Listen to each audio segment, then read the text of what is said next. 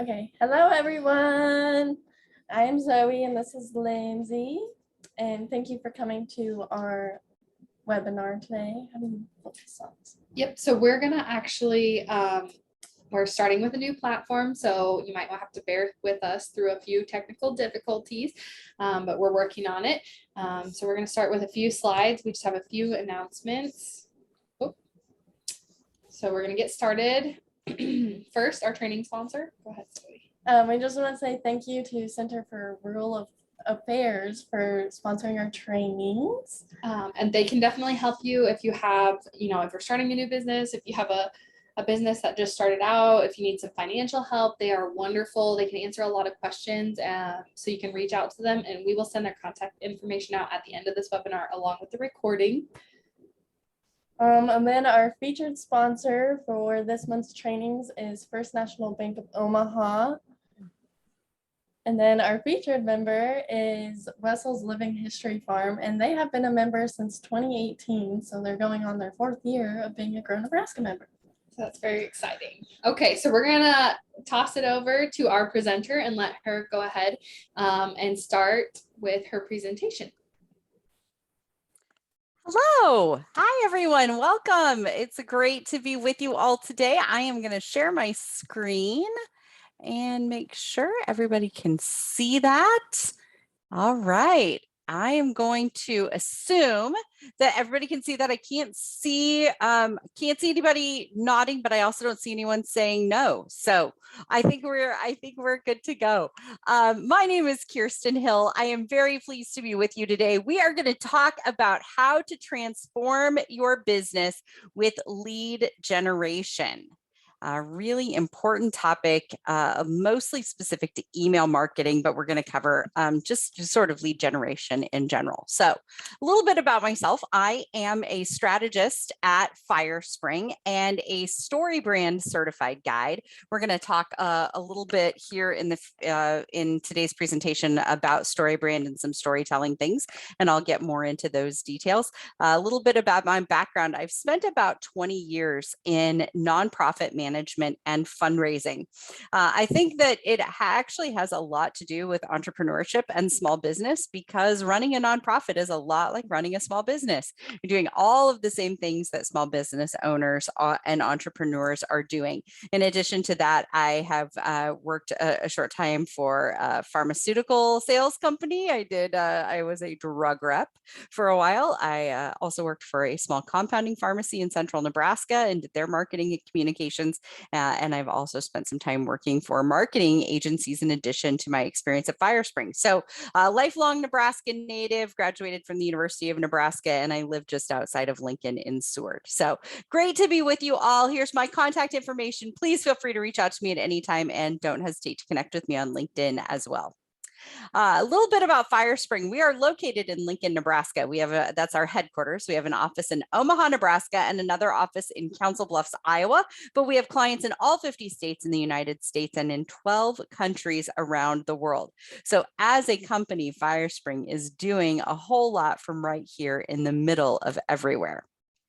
As a company, Firespring provides strategic guidance that is activated through creative, marketing, printing, and technology solutions. So we have all of those different solutions: creative, marketing, printing, technology, but our goal is to help businesses and nonprofit organizations to prosper.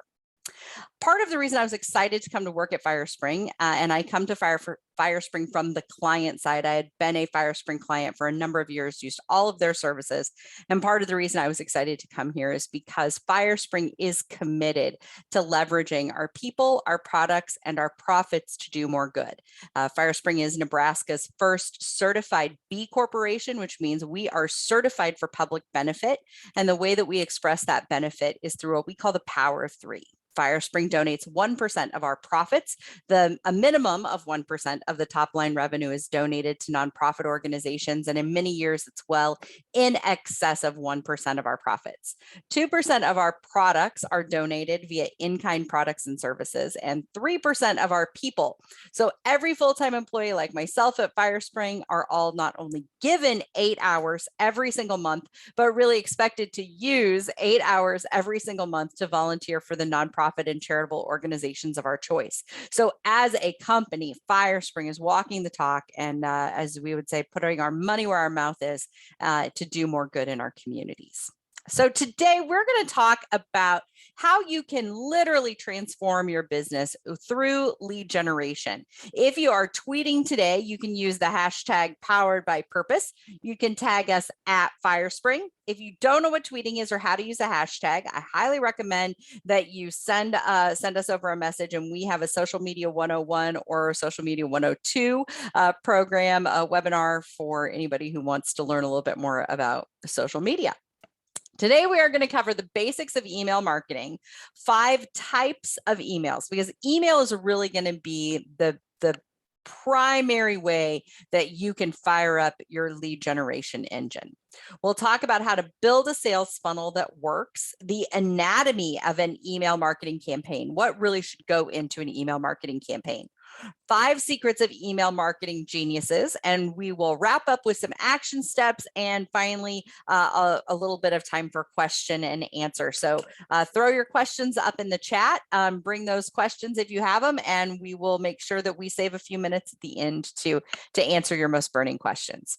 So when you are engaging with your audience, you're probably using some sort of an email marketing tool. Most common ones are MailChimp, Constant Contact, Vertical Response is another, HubSpot is one we hear a lot about, and Firespring has a website tool that has an integrated email marketing tool built in to our Firespring website. So we also offer an email marketing tool. Our founder of Firespring is a guy by the name of Jay Wilkinson. Many of you may know Jay. He's done a ton of speaking and involvement across the state of Nebraska in a variety of entrepreneurial efforts and charitable organizations, and is amazing. If you don't know Jay, definitely learn. Take the opportunity to get to know Jay and to reach out. His mantra when it comes to building a sales funnel and email marketing is that he would rather have 1 email subscriber than 100 Twitter followers or 50 Facebook likes. That is how critical it is to have that growing and living and breathing email list. Email marketing is a huge business. It is a huge piece of marketing. In fact, the spend every year in email marketing is over $3 billion. That's a billion with a B. $3 billion is spent in email marketing. It accounts for a huge percentage of what people are doing to market, advertise, promote their businesses.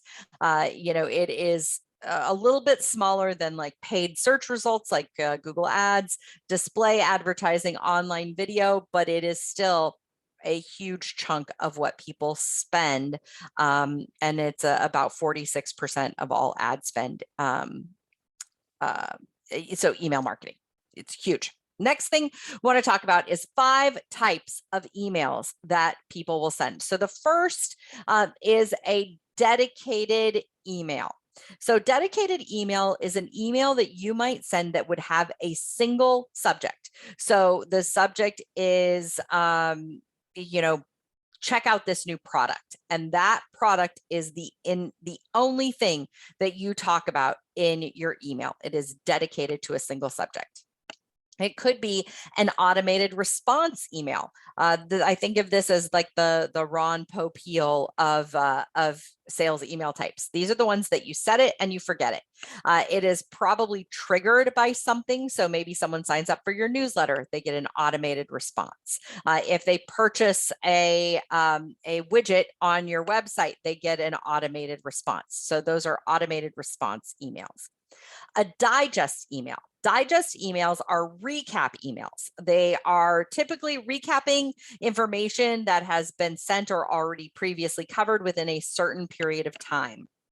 One of my favorite daily marketing emails that I subscribe to is an email called Please Advise. Please Advise. It is created by Top Hat Creative.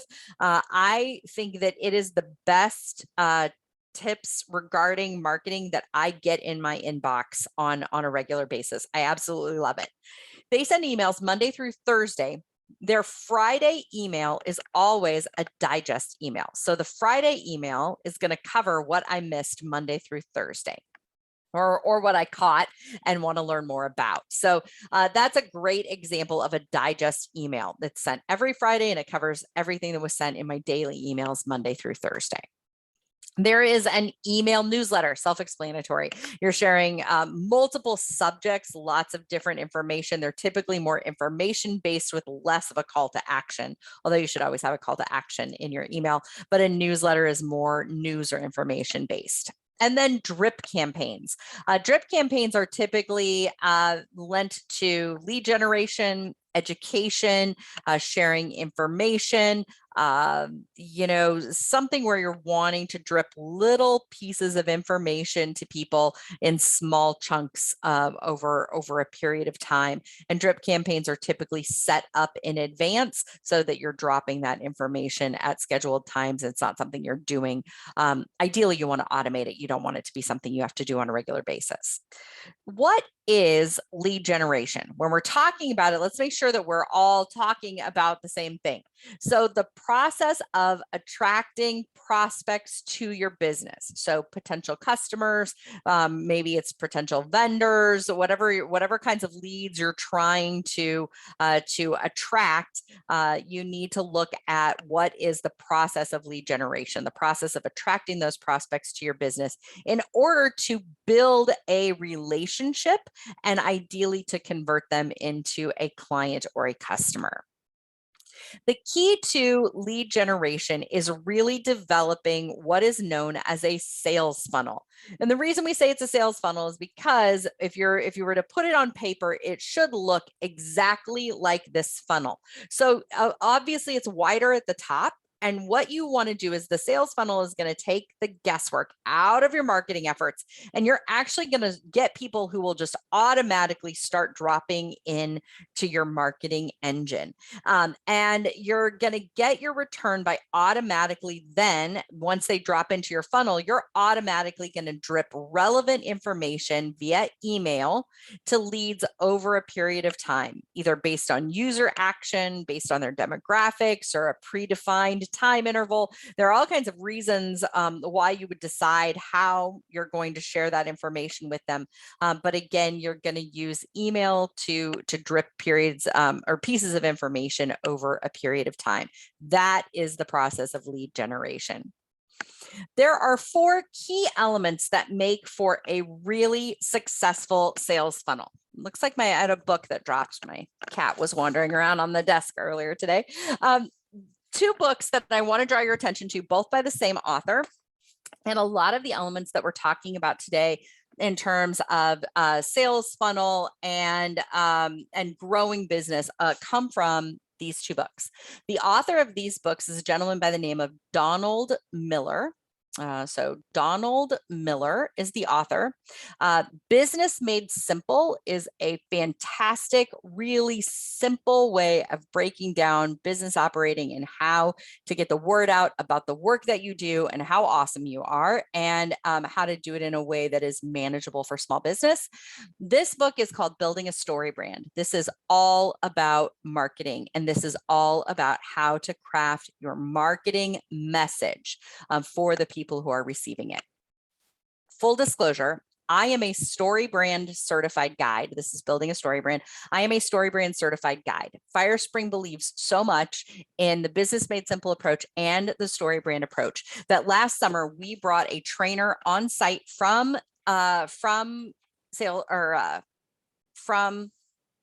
Building a Story Brand, from Story Brand and Business Made Simple. We brought a trainer on site and we trained 40 of our staff members in how to use this storytelling and marketing system. And so we're fully on board, completely committed to the story brand model. So I highly recommend you check out Donald Miller, Building a Story Brand, Business Made Simple. And you can also, he has Marketing Made Simple, Marketer on a Mission, and Hero on a Mission. I have it's my little Donald Miller book corner here. Hero on a Mission is his newest book. Really, really terrific. So a lot of the information that we're bringing to you today comes from Story Brand and Business Made Simple. They say the 4 key elements that you need for a successful sales funnel are: number 1, a one-liner. And we'll talk a little bit about what goes into a one-liner, but I think about this as a really simplistic elevator pitch. This is the thing that when someone says, "What do you do?" this is your response. The next thing you need is a lead generation PDF, a PDF, a story, a checklist, something that you're providing a piece of information, valuable content to your potential subscribers in order to capture that lead, in order to capture their email address so that you can put them into your sales funnel.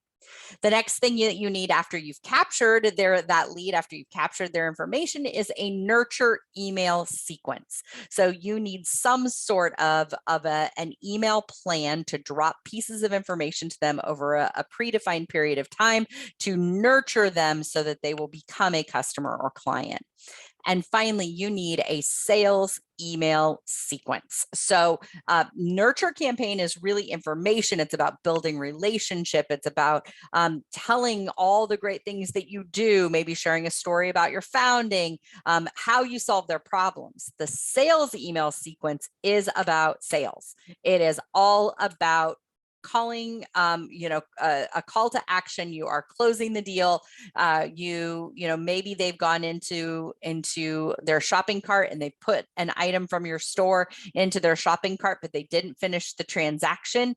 Then you're going to start using, a series of sales emails that are meant to interact with the customer at that decision-making point, right? So a number of different kinds of email sequences that you can put together for sales, but sales is a little bit different than nurture because nurture is about growth, relationship, information. Sales is about making the sale.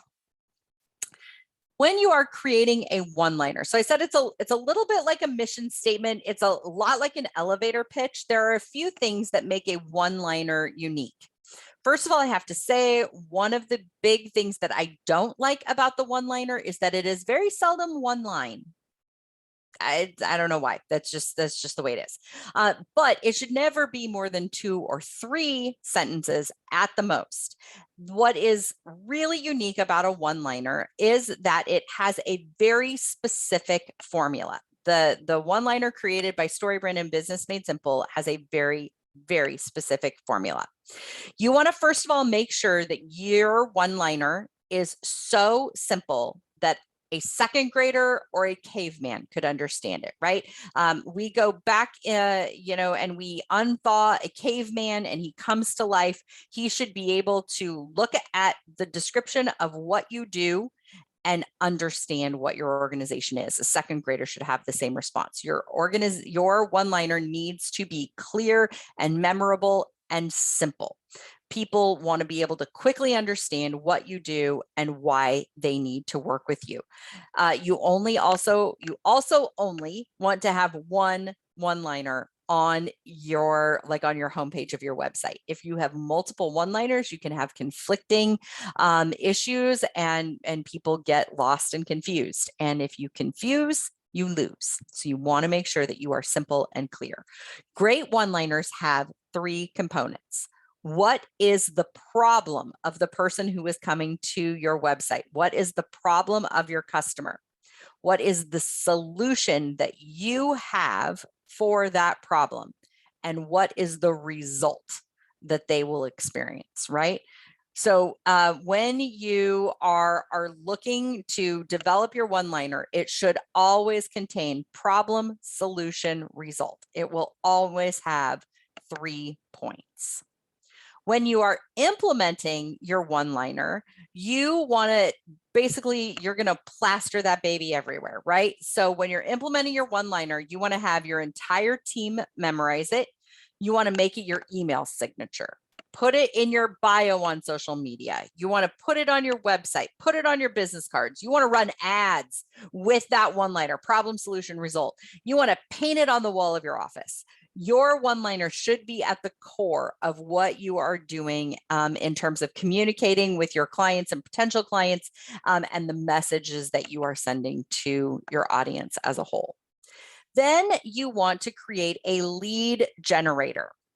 And a compelling lead generator is going to allow you to grow that list of clients. And when they are interested enough to download whatever piece of information you're giving them and give you their email address, then they're essentially qualifying themselves as a lead, and it allows you to on-ramp your services to someone who's already really self-qualifying.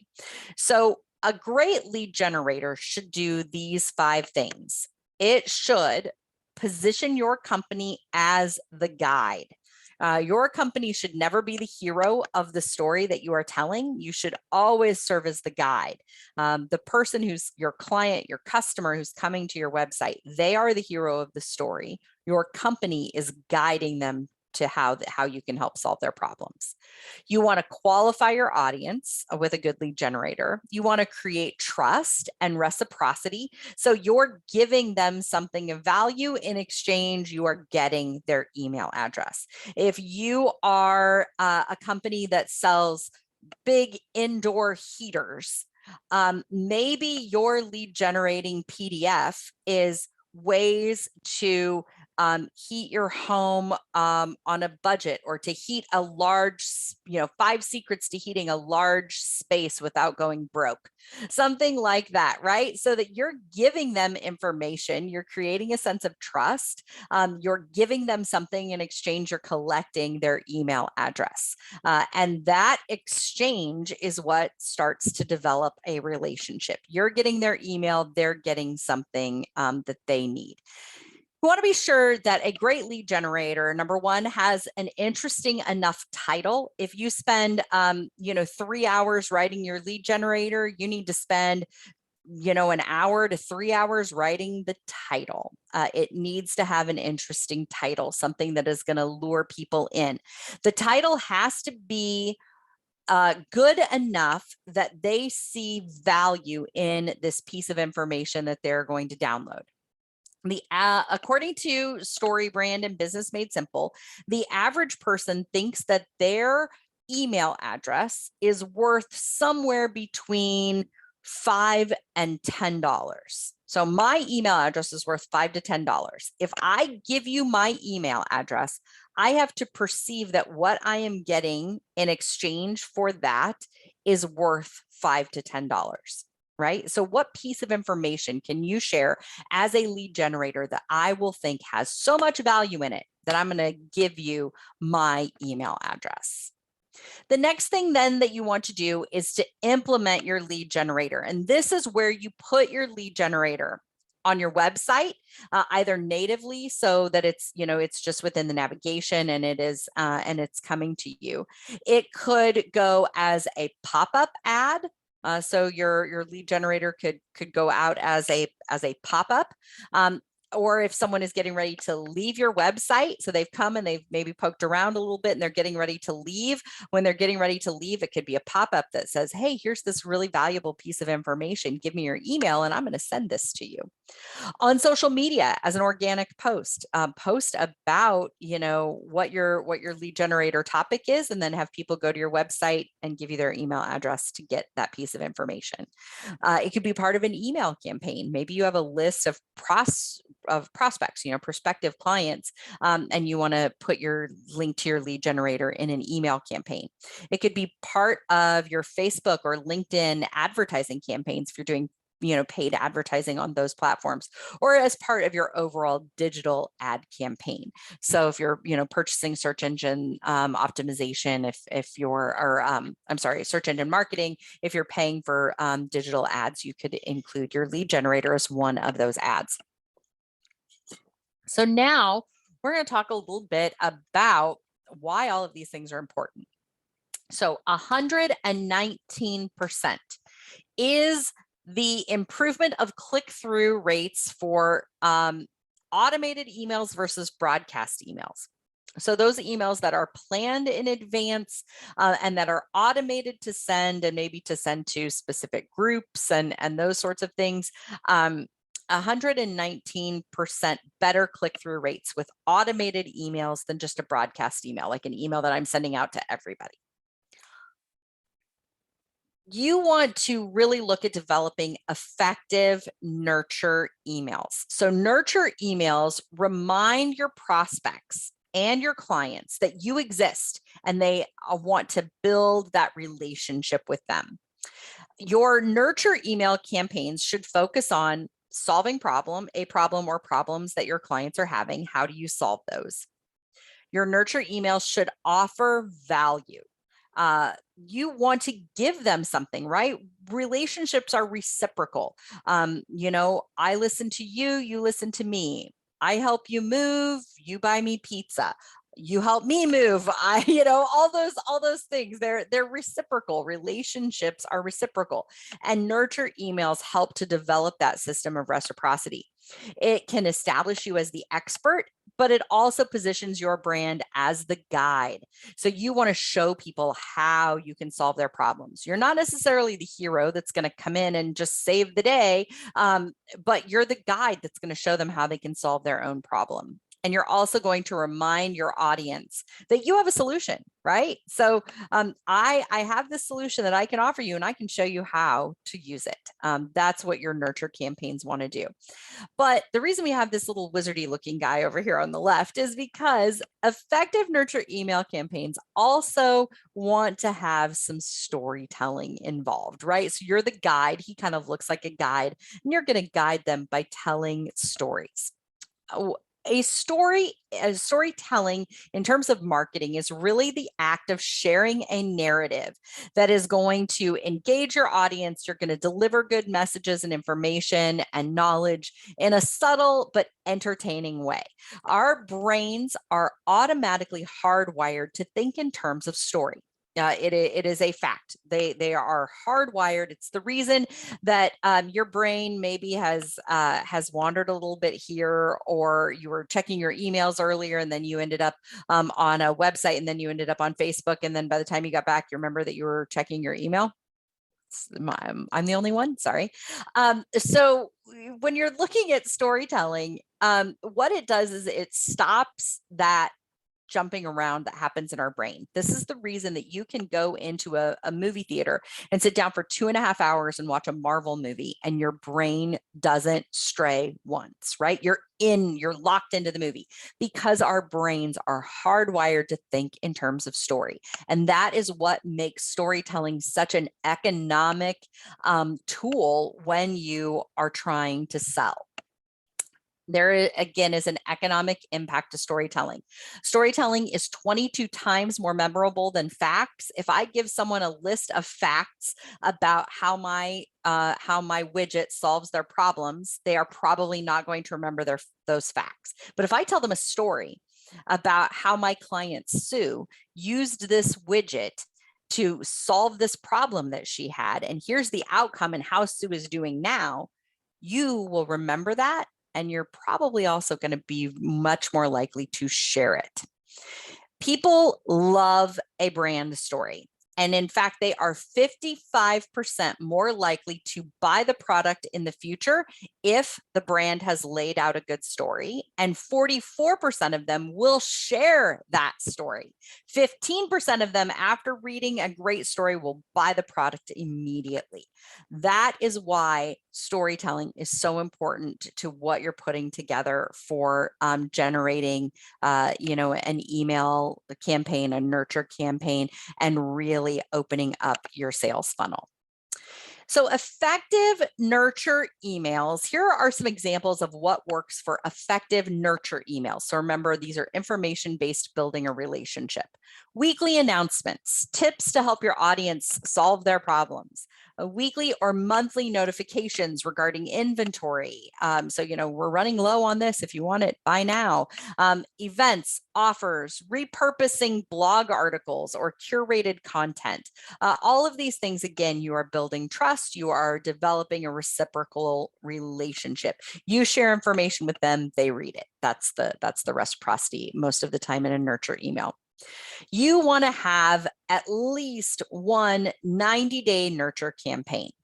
So when you are creating your first nurture campaign, if you don't have one, plan a 90-day campaign and determine, number one, who's going to be responsible for sending the emails.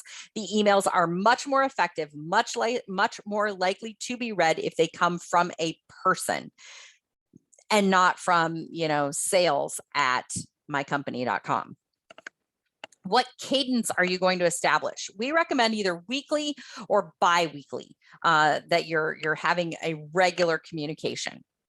And the goal is to eventually have multiple 90-minute campaigns built into your content hub. If that sounds really overwhelming to you as an entrepreneur, as a small business owner, I will say all you have to do is start with one. Just start with one. Do not think about the fact that you want or need multiple 90-day marketing, 90-day campaigns. Start with one. And then once you get that going, you get it up and running, you start to see results, then you can build another. And then you can build another. It is not something where you need to sit down today and do, 6 multiple 90-day marketing campaigns. Don't do that. Just start with one.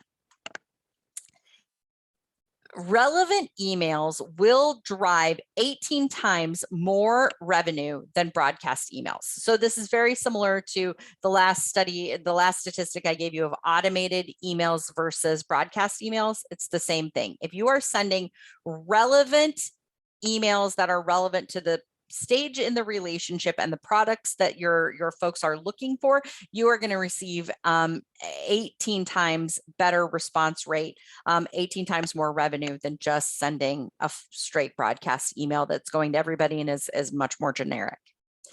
When you are creating a sales campaign, there are a few specific things that you should include. So again, the nurture campaign is focused on adding value, building trust, creating a relationship. Sales campaigns are focused on sealing the deal. This is where we are making the ask, we're closing the sale.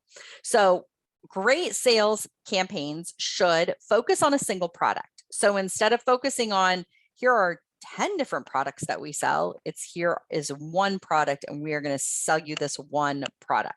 Especially if someone has previously come to your site and they're looking at that product, then you're trying to come back and sell them that same product in a sales campaign. Identify the problem that the product solves. So what is the problem that your client, your customer, potential customer is having, and how is this product solving that problem? You want to include strong calls to action in these emails. That's probably the biggest difference between nurture campaigns and sales campaigns, is the call to action. You are actually going to ask for the sale. Buy this today. Solve this problem today by buying this. It is a strong call to action. Ideally, you want to include a time-sensitive offer, something that creates a sense of urgency. So the warehouse has limited stock. Buy today. The weather is getting warmer. You want this before the weather changes. Whatever it is that can create a sense of urgency. You want to make sure, however, that when you are creating that sense of urgency, you want to be truthful, right? So don't tell them that the inventory stock is low in your warehouse if the inventory stock really isn't low.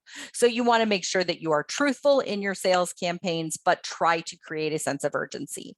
Then you want to connect the campaign to some sort of an online trigger from your website. So I want to share with you an example. I was trying to think last night about a really good example of a great sales campaign. I went into my personal email account. I'm going to date myself, tell you I have a Yahoo email account.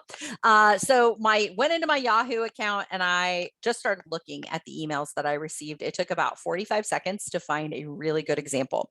I am a committed customer of Zenni Optical, Zenni, Zenni Optical. And I was looking for low-cost, stylish prescription glasses. And I signed up for Zenni Optical, started getting emails. And the emails really solved my problem, right? They were stylish, they were affordable, they were prescription, they were all the things I needed. Zenny emails almost always have a very strong call to action. There's in almost every email, there's a call to action to buy a new pair of glasses. I don't know if I want to tell you how many pairs of Zenny glasses I own.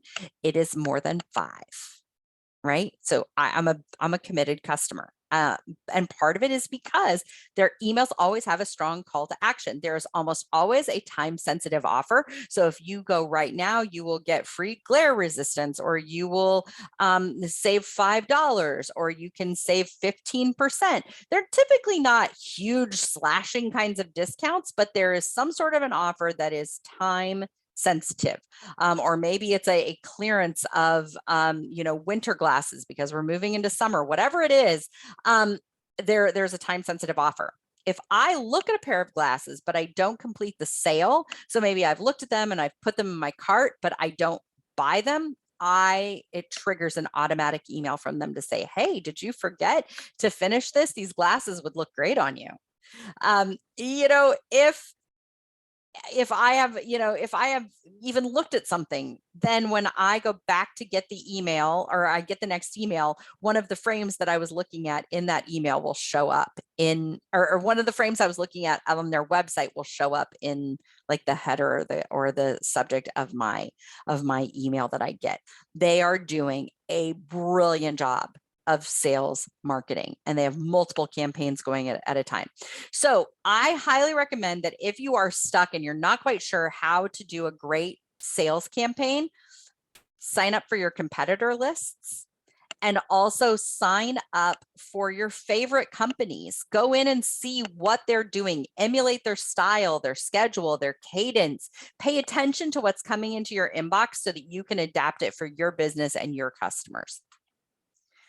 Next, 6 types of sales emails that you will send. So one is a lead generator, and you're delivering assets, right? So somebody signs up to get your list of the top 5 trends in eyeglassware, and you're going to send me that list. And in exchange, I'm giving you my email address for asset delivery. Problem solution. You have a problem, here's how we solve it.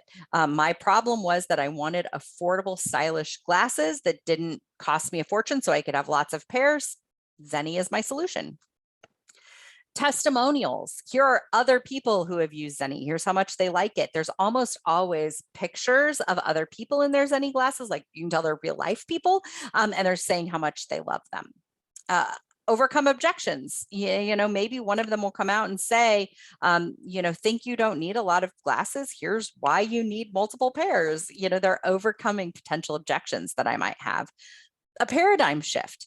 Shifting to buying my glasses online from a website is very different than the traditional method of going into my eye doctor, getting my prescription, and buying a set of glasses and frames in the doctor's office. So everything that they do is about shifting the paradigm to buying your glasses online. And then have a letter with a bold ask for the sale. I think, that is one of just the best tools that you can use. It's simple and it's direct. And this could always be the finale to every campaign that you have. If they haven't responded to anything else that you've sent, here's the final sales letter. It would have a direct call to action at least a couple of times, the link to a specific landing page, the success that your customer is going to experience when they complete this sale, confidence that your product has the ability to overcome their problem, a time-sensitive offer. Sign this letter from a real person in the company. Again, you cannot overestimate the importance of things coming from a real person. Every time I order something for my dogs from BarkBox, I get an email from a real person, and it always has the name of their pet in it as well. So it'll say, like so-and-so, this dog's mom. It's amazing, but they all come from a real person. A competing graphic or a compelling graphic or photo. So something that is, really exciting to people, it's going to draw them in.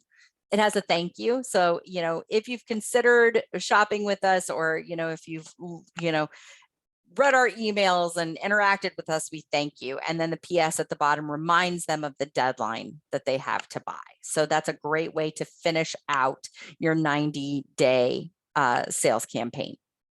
You want to integrate your sales funnel into your website. So you want to make sure that you have forms on your website that connect to your email marketing platform through your website. When somebody makes a purchase, signs up for an email, or submits any kind of a form on your website, that person's name and email should automatically be added to an audience group or an audience segment. So if they sign up to get your lead generating PDF, that should go into one funnel. If they just sign up to get your newsletter, that should go into a different audience group or segment.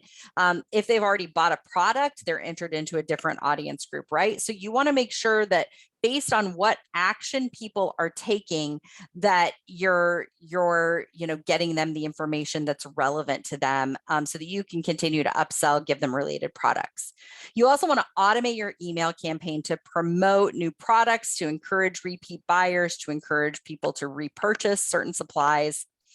All of these things are based on triggers. And the trigger is that someone takes a specific action, like clicking on a link, and then it updates the subscriber's contact record in your email system. So there's a trigger that causes something to happen. So either they sign up, or maybe it's date based. They signed up at one point and now it's a different date, and you're going to automatically send them information 2 days later, 3 days later. Or it could be date based, based on an interaction with you. Like you signed up a year ago to get information from us, or you've been a customer for 5 years, or it's your birthday. Something like that is a trigger. A field change. So maybe they have a new email address or something like that. Or they click on a specific link. That could be a new trigger as well. When you are setting up your emails, you want to set up the trigger type, right? So is it an email sign up? Is it date-based, field change? You want to identify what is the trigger, and then you're going to put them into the workflow. This example is specifically from the email marketing tool that we have in our Firespring websites, but it's going to be very similar to what you might see in Constant Contact or MailChimp. So you're going to name the workflow. So this is a webinar invite follow-up. So someone has signed up to attend a Firespring webinar. We are going to provide them with follow-up. And this is how we create the workflow that just shows what happens when they sign up. Once you're collecting emails, then you can use automation to create highly personalized workflows. You can leverage triggers that will automate either drip or nurture campaigns or a sales campaign. You can capture data and start to develop individual contact profiles. So this person is now in your database. What other information can you gather about them to deliver more personalized content to them? You can analyze the performance of different emails that you send using reporting. So here is a really handy automation checklist for you. You're going to get a copy of these slides. So make sure that you can have access to a copy of these slides after today's presentation. This is slide 32. So if you want to make yourself a note to come back to slide 32, there's a ton of great information here. So welcome new subscribers. And you could reach out with some sort of an email that says, hey, welcome, we want to tell you more about us. The average open rate for welcome emails is about 50%. So it's a great automated email to create. Automate a whole welcome series. So maybe one email isn't going to do the trick. You want to do a whole series. Thank you emails are amazing to automate. So automate a simple, straightforward thank you when subscribers or customers take any kind of action on your site. Re-engage inactive subscribers. So if you have a list of people who haven't opened your email in 6 months, send them a quick and friendly reminder of all the things that they're missing out on, and remind them to come back. Happy birthday or anniversary. If you have this information, use it. Wish them a happy birthday or a happy anniversary. Maybe you even want to send them some sort of an offer, or a discount coupon or something. a gift, so to speak. You want to create a retention series for lapsed clients or lapsed customers. So if they haven't come in and shopped with you for a while, hey, we miss you. Come back. Come check out all the new things in our store. Provide helpful content. That is really, providing great content is the best thing that you can possibly do to increase the open rate on your emails. I read Please Advise every single day because it consistently delivers helpful content to me.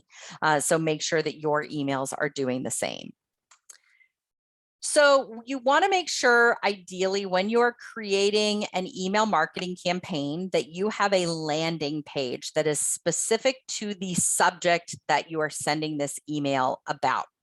So this is an email campaign that was done for an organization called The Foundry. It's a co-working space. It's a coffee shop. It's all these things. And there was a landing page. They were looking to get people to become founders, and you would get a brick to display your commitment to this effort in Lincoln. I actually am a member of the Foundry. I responded to this. I fell for all of this email strategy. So emails to tell me to become a founder gave me all of the benefits. And when I went to check, so I got the email. Then when I went to the landing page, it had all the information that I needed about what the program was. You can tell that this is an email that was. First of all, it told me what this was. This was a roundup of information. It was personalized to me. Personalized emails will generate 6 times higher revenue than non-personalized emails. And it had links to the landing page so I could find out more. I knew what it wanted me to do. But also make sure that you have the opportunity to unsubscribe or for people to upgrade their subscription preferences. That's going to be critical.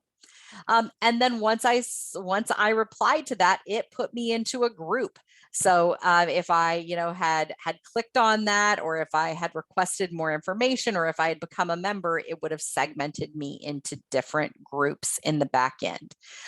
You can also import names. You also want to make sure that whatever marketing system you have, you can import names, or you can add to your list. If you go to a trade show or some sort of a festival or a fair and you collect names and addresses, you want to be able to import or add to your email marketing lists.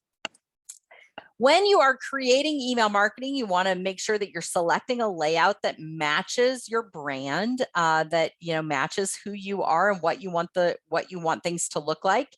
And then you're going to go in and create that email. Every email marketing tool that I have used has really simple, if you can update a Microsoft Word document, you can probably manage, email automation and email creation. What format are you going to send it in? Who are you sending it to? You want to make sure that you are proofing before you send it. The other great thing that you can do with email marketing campaigns is you can what we call A/B test. So you could try like different subject lines, or you could try, sending put an emoji in one subject line and don't put an emoji in the other subject line. Send each to half of your group and see which gets opened and read. You can do all kinds of investigative sort of efforts when you're using email marketing, and then monitor your response rates. So don't just send them and then forget about it. Go back and check and see how things went.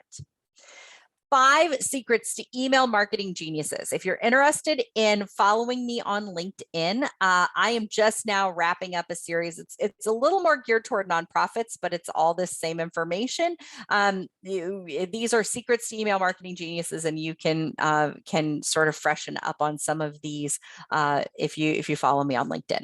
So the first is every message comes from a real person. The email that's on the right is an example of something that might come from Jay Wilkinson, our founder. And we do send emails from Jay. We send emails to our current and potential clients from me. We send emails all the time, but they're almost always sent from a person. Emails should be mobile friendly. So every message that you are sending via email needs to be mobile friendly. 52.6% of web traffic is coming from a mobile device. 52.6%. That means that the majority of people who are looking at your information are going to be looking on a screen this big, not my dual monitors or actually 3 monitors that I have going on here. So your message needs to be sure that it is mobile friendly.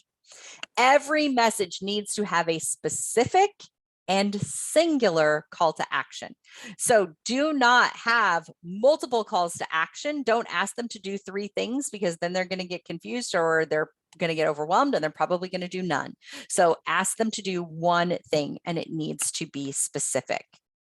Every message needs to be meaningful as well. It needs to make recipients feel like an insider. What information am I getting because this company has my email address, that they are sharing this with me because I am important and I am getting inside information. And the 5th secret is every subject line is relevant and compelling. So I gave you one of the slide numbers earlier. This is another one that you definitely need to make sure that you write down this slide number. This is slide number 46. So on slide 46, we are going to give you 11 ways to write better subject lines. Here they are. Be specific. Be brief. Your subject line should be under 50 characters or 9 words. If you have spent an hour writing your email, you should spend close to that same amount of time writing, rewriting, drafting, crafting your subject line. It should be relevant. It should be interesting. You want to avoid spam triggers, things like all caps, free, lots of exclamation points, anything that you might see in the subject line of a spam email. Do not put it in the subject line of your legitimate email. Test emojis. There was a survey that was done by a company called Shell Shock. They tested 3.9 million emails and found that 7 out of 12 analyzed campaigns indicated that including an emoji at the end of a subject line resulted in a better open rate than when the emoji was done at the beginning of the subject line. So I love the idea of including emojis in your subject line and play around. Do your folks like them with an emoji at the beginning of the subject line or at the end? Or do they even not like emojis? It's a really current trend, and we're seeing tons of great open rates when people use emojis in the subject lines. Ask a question. What question do you have? Create a sense of urgency. So now this is important, limited time. Tell them what you want them to do. Make sure there is a direct, singular, and specific call to action. Make some sort of an announcement and be sure to personalize it. If you know the person's name, make sure that you are using it. And you want to make sure that you are also telling your story. I want to save a couple minutes for Q&A, so I'm not going to go through all of the details of the story brand framework, but this information is found in Building a Story Brand. You can also sign up to attend an entire webinar on story building, on storytelling, and we're going to be speaking at the Grow Nebraska conference next month on marketing trends, and a huge portion of that presentation will be on storytelling. So I'm going to kind of save a little bit of this for that. Where to find stories, though? You can find stories about your history, your clients, your partners, your vendors, your team of people, your involvement in the community. There are all kinds of places you can find stories to tell. How your products solve people's problems. That's a great story to tell. Steve Jobs said that the most powerful person in the world is the storyteller. The storyteller sets the vision and values and agenda for an entire generation that is to come. And Apple does a great job of telling stories and showing how their stories interact with people's lives. So you definitely want to check out how you can incorporate stories into your sales funnel and your marketing. Here are the action steps we have. These are things you can do today to start building a better sales funnel, to start doing better lead generation. Identify what the problem that you solve is and how you provide a specific solution to a specific problem for your clients. Create a one-liner that you can infuse into all of your marketing materials. Create a lead generating PDF, something that you can put on your website that you can use to capture email addresses. Set up an automated nurture and sales funnel with integrated email marketing. Use relevant and compelling subject lines. Have a clear call to action. Make email subscribers feel like insiders. And finally, keep learning. Firespring offers a ton of free webinars at firespring.com. And you can also learn a lot of information by visiting blog.firespring.com. If you are a member of Grow Nebraska, we just signed an awesome partnership agreement with Grow Nebraska. If you are a member, we can save you 20% on the awesome tools and services like websites, printing, marketing, strategic guidance, storytelling, graphic design, any of the Firespring services, we can provide you with a discount. You can learn more by visiting firespring.com/GrowNE. And that leaves me about 3 minutes for questions. Anyone have questions? I had the chat panel open, but it looks like I've got some of the questions pulled up here, Okay. Kiersten, and we've Perfect. got Thanks, quite Tessa. a few. Oh gosh. Okay. So let's buzz through these. Earlier in the very beginning, the question came up that what was the daily marketing email that you liked? It's called Please Advise. It's by Top Hat Marketing. And it's awesome. It is really, really good. Please advise, ADVISE, advise. Yep. Great.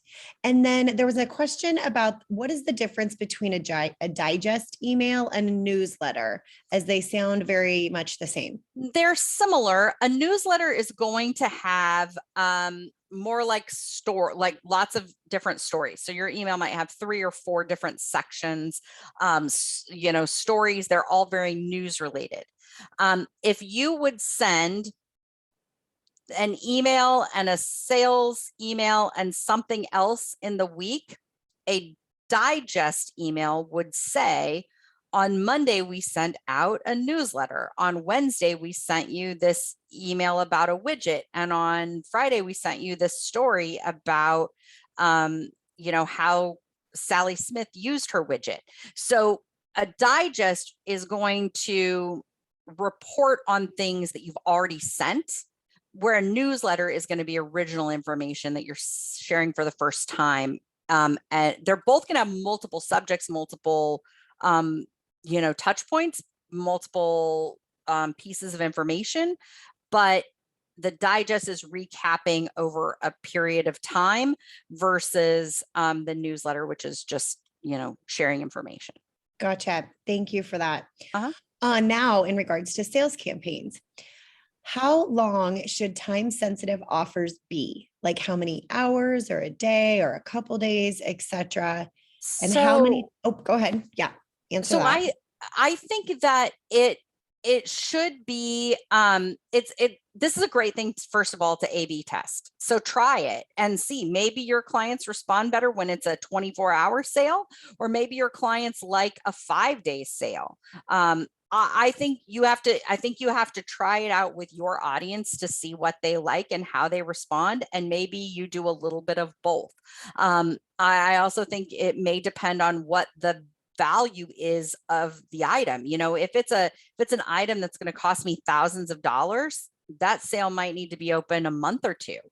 If it is something that is going to cost me $5 and free shipping, well, that's a 24-hour sale, right? Because you want people to move on it right away. So I think that's it. I think I see the next part of the question is how many time-sensitive offers should you offer at one time? I think that if all of the offers are going to the same people, you only want one going at a time. If you have an offer that is going to veterinarians over here and an offer that is going to physical therapists over here, you can have 2 time-sensitive offers going on at the same time to different audiences. But if it is information to all the same audience, you don't want conflicting time-sensitive offers. Just do one time-sensitive offer at a time. Perfect. Out of the 6 types of sales emails that we talked about, which one, if there is one, that you would suggest to use the most? I I think you have to do a mix. I think you're better off if you do a mix. But just the pure call to action, here's an offer, here's how it's going to make your life better, and here's how long you have to take advantage of this offer. I think if I were only going to do one type of sales email, that would be the one I would do. Great. In regards to the call to action, there's a question, where would you suggest that call to action be placed? Towards the top, towards the bottom? It needs to be above the fold. So in newspaper world, back in the day when we all read newspapers, above the fold meant it was like, when the newspaper is folded, it was on the front at the top. So it needs to be above the fold, which means as someone is scrolling down on their screen, you want to be above the bottom of the screen. So in the first quarter or first half, I always think that a call to action should be a couple of places. So you want one above the fold and then maybe another one at the bottom. Same call to actions, just a different button or whatever, but you could put it in a couple of places if it's the same call to action. You don't want multiple calls to action, but you could put the call out in a couple of different places. I would always make sure one of them is above the fold. Perfect. And then last question here, in your subject line, could it also be the call to action or should it be different? I think it should probably be different because unless it's like big sale today, right? Like if it's a time sensitive thing, then that can be incorporated into your subject. But otherwise, it's got to be, like, what problem are you solving? Why are you really engaging with me? What is the big reason? What's the big message of this? And not just a repeat of your call to action. Awesome. Perfect. Well, thank you, Kiersten. That is wrapping up the questions that are in the questions panel here. Awesome. Thank you. Well, it has been awesome to be with you guys. Really appreciate it. We are so looking forward to joining you all at the conference here in just a few weeks. And if you would like to get in touch with me in the meantime, don't forget to go to firespring.com/growne. You can reach out to me via this hello@Firespring or direct message me on LinkedIn.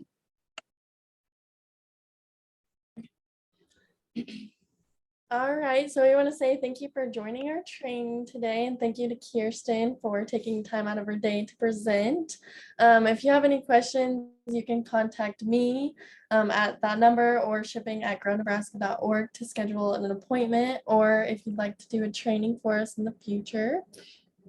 And we also wanted to invite you to Marketech because Firespring will be there. And I believe both Kiersten and Chessa will be there, right? Yes. Yes, You'll awesome. both So you'll be there. able to talk Yes. to them in person there about all their amazing services, or if you have any other questions, if your questions weren't answered or you think some later, you could come and see them. And we're really excited to have them there. We're excited to hear their presentations there as well, because they will be presenting there and it won't be the same presentation as today. And then we have some other upcoming presentations that we would love for you to attend. May 26th is going to be about streamline your business, incorporating a project management system to stay organized, which it's going to be over Trello, right? Trello, yep. Trello. And so it's something that we are actually part-time using here at Grow Nebraska. We use it to communicate amongst our team as well as some of our consultants, and it works really great.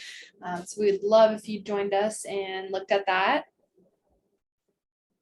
And then we have our Grow Google series, which the next one's on June 1st, and it's about make your website work for you.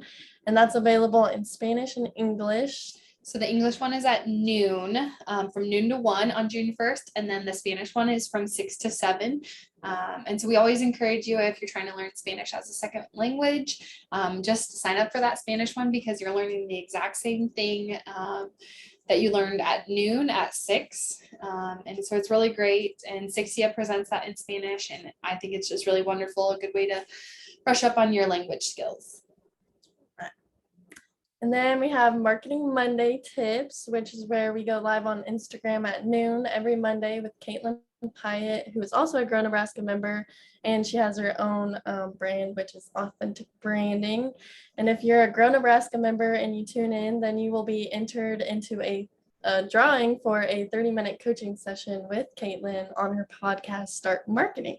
So it's a really good opportunity to be on a podcast potentially. And then we have Market Tech Conference, which is in Kearney, and it's on June 22nd. So if you haven't registered yet, you can give us a call if you have any questions or need help with registration. But it's getting close, so better get registered. Yes, for sure. But yeah, that's all the announcements we have for today. So we hope to see you again very soon, either on our next training or at Market Tech. Yes. Thank you. Thanks, guys. Take care. Bye. Thank everyone. you.